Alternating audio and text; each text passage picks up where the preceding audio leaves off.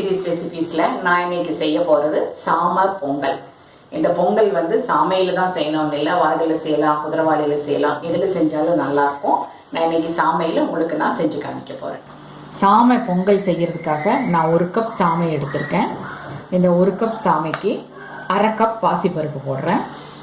இப்போ இது ரெண்டையும் நல்லா கழுவி எடுத்துட்டு வந்துடுறேன். சாமையில் நிறைய அழுக்கு இருக்கும், எல்லா சிறுதானியமும் அப்படித்தான். பார்த்தீங்கன்னா கழுவுனீங்கன்னா கலரே மாறி வருது பாருங்கள்.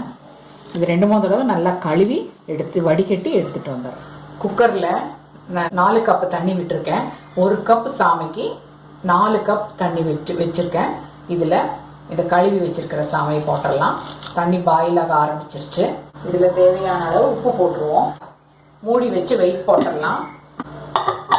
4 விசிலுக்கு விட்டுடலாம். அதுக்கப்புறமா ஸ்டவ்வை சிம் பண்ணி ஒரு 10 மினிட்ஸ் வச்சுட்டு இருந்துட்டு அப்புறமா ஸ்டவ் ஆஃப் பண்ணிடலாம். ஸ்டீம் எல்லாம் அடங்கிருச்சு. ஓப்பன் பண்ணி பார்க்கலாம். கரெக்டாக போயிடுச்சு தண்ணி. நம்ம இதையை தாளிச்சு விட்டுறலாம். ஒரு கடாயில் ஒரு 3 டேபிள் ஸ்பூன் ஆயில் விட்டுருக்கேன். கூட கொஞ்சம் நெய் விட்டுடுறேன். கடைசியாக மறுபடியும் கொஞ்சம் நெய் நம்ம ஆட் பண்ணிக்கலாம். இது காஞ்சிருச்சு. இப்போ இதில் முந்திரி கொஞ்சம் போட்டுறேன். இப்போ முந்திரி நல்லா செவந்துருச்சு. இதில் குருமிளகு லேசாக கொஞ்சம் தட்டி வச்சுருக்கேன், அதை போட்டுடுறேன். கூடவே ஒரு பச்சை மிளகாய் அரைச்சது, இஞ்சி துருவனது கொஞ்சம், கருவேப்பிலை கொஞ்சம், சீரகம் 1 ஸ்பூன், இதையெல்லாம் போட்டு நல்லா கலக்கிடலாம். பெருங்காயம் கொஞ்சம் போட்டுக்கிறேன். அவ்வளோதான், ஸ்டவ் ஆஃப் பண்ணிடலாம். இதை எடுத்து அந்த பொங்கலில் நம்ம கொட்டிடலாம். இதில் கொட்டி நல்லா கலக்கி விட்டுடலாம். ஸ்மெல்லு, நெய் ஸ்மெல்லு அருமையாக இருக்குது.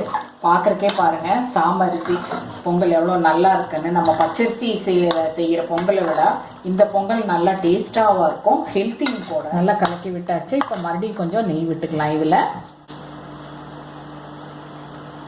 அவ்வளோதான், பொங்கல் மணக்க மணக்க இப்போ ரெடியாக இருக்குது.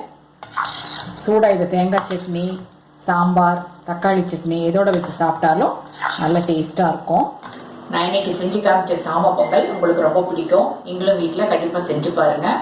மறுபடியும் நான் இதே மாதிரி இன்னொரு வீடியோவில் உங்களை நான் மீட் பண்ணுறேன். தேங்க்யூ.